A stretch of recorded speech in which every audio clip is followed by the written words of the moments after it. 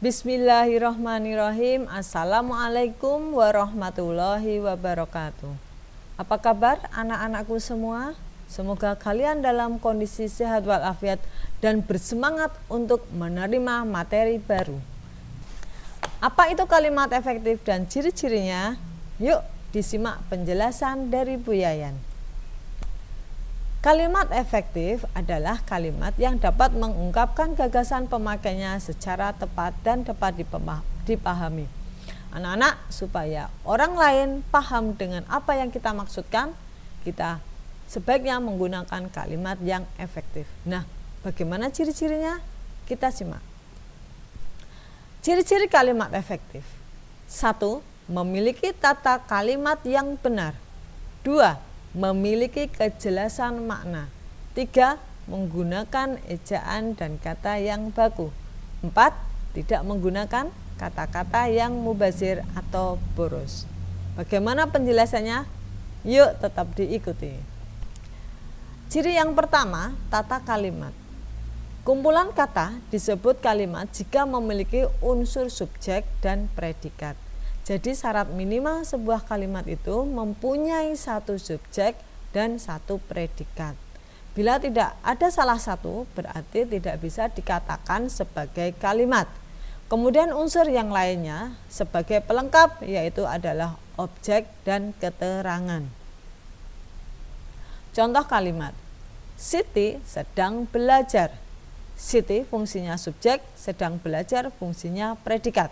Ahmad membaca buku di kelas. Ahmad fungsinya subjek, membaca predikat, buku itu objek, di kelas itu keterangan tempat. Kesalahan umum tata kalimat. Yang pertama, kurang predikat. Yuk, siapa yang biasa seperti ini? Mari, berarti kita perbaiki ya, setelah ini tidak ada kesalahan lagi. Contoh, ibu di dapur. Kata-kata ini tidak bisa dikatakan sebagai kalimat karena kurang predikat. Kalau subjeknya adalah ibu, di dapur adalah keterangan tempat. Oleh karena itu, mari kita perbaiki dengan ditambah predikat. Apa kata yang tepat untuk menjadi predikatnya? Yaitu kata memasak. Sehingga kalimat berbunyi, ibu memasak di dapur. Kemudian kesalahan yang kedua yang sering terjadi adalah subjek atau objeknya itu berkata depan. Contoh, bagi siswa yang sudah selesai mengerjakan tugas diizinkan pulang. Perhatikan kata yang berwarna kuning, yaitu kata bagi. Bagi itu adalah kata depan. Nah, kata depan itu tanda-tanda keterangan ya. Jadi kalau subjek itu tidak boleh ada kata depannya. Perbaikannya, kata depannya ini dihapus sehingga menjadi siswa yang sudah selesai mengerjakan tugas diizinkan pulang. Ciri yang kedua, memiliki kejelasan makna. Maksudnya apa? Maksudnya adalah kalimat tidak bermakna ganda atau tidak ambigu. Coba diperhatikan contoh berikut. Mari makan kakek. Nah, coba kalau dipikir, mari makan kakek. Apakah kakek akan kita makan? Tentu saja tidak. Nah, kalimat ini mempunyai makna yang tidak jelas. Karena apa? Karena kurang apa sayang? Kurang tanda baca. Seharusnya diberi tanda koma sebelum kata kakek. Sehingga menjadi mari makan kakek. Bukan mari makan kakek, tetapi mari makan kakek. Itu ya, berarti kalimat yang efektif itu kalimat yang tidak bermakna ganda. Berikutnya, menggunakan ejaan dan kata yang baku. Nah, pedoman penggunaan ejaan ini adalah menggunakan pedoman penggunaan ejaan bahasa Indonesia, pedoman umum ejaan bahasa Indonesia. Kalau dulu namanya adalah EYD, ejaan yang disempurnakan. Nah, sekarang sudah diperbaharui menjadi ejaan bahasa Indonesia. di toko buku sudah banyak buku ini ya. Jadi kalau kalian ingin belajar tentang ejaan yang benar, sebaiknya kalian memiliki buku tersebut, atau kalau tidak mencari lewat Google. Kemudian yang kedua, pedoman penggunaan kata baku, yaitu Kamus Besar Bahasa Indonesia. Berikutnya, ini buku pedoman umum ejaan bahasa Indonesianya ya. Contoh penggunaan ejaan. Bu guru berkata silakan duduk. Kalimat tersebut kurang efektif karena tanda baca dan huruf kapitalnya belum benar.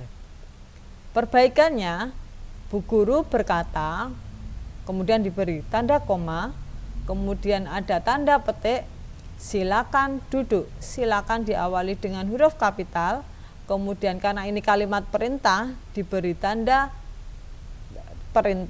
seru, kemudian diakhiri dengan tanda petik.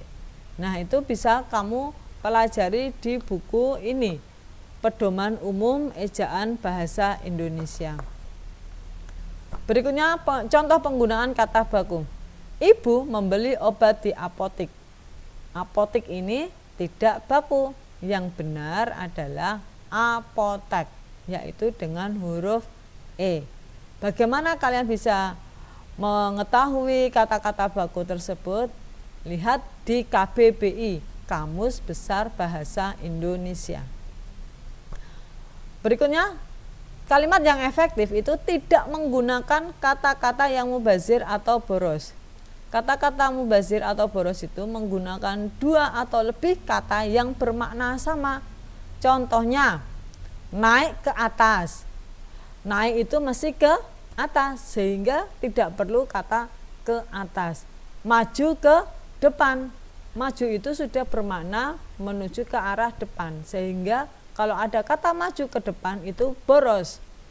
Kemudian agar, supaya.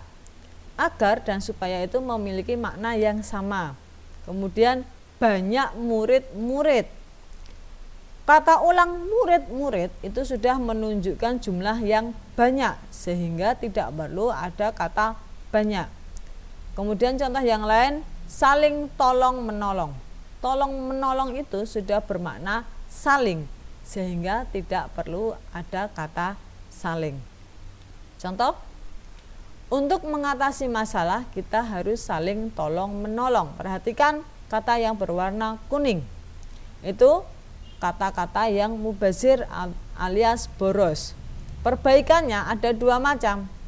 Untuk mengatasi masalah kita harus saling menolong, atau untuk mengatasi masalah kita harus tolong menolong. Nah, itu tadi anak-anak materi tentang kalimat efektif. Selamat belajar. Ingat, manjada wajada, yang bersungguh-sungguh berusaha insya Allah akan berhasil. Alhamdulillahirabbil alamin. Wassalamualaikum warahmatullahi wabarakatuh.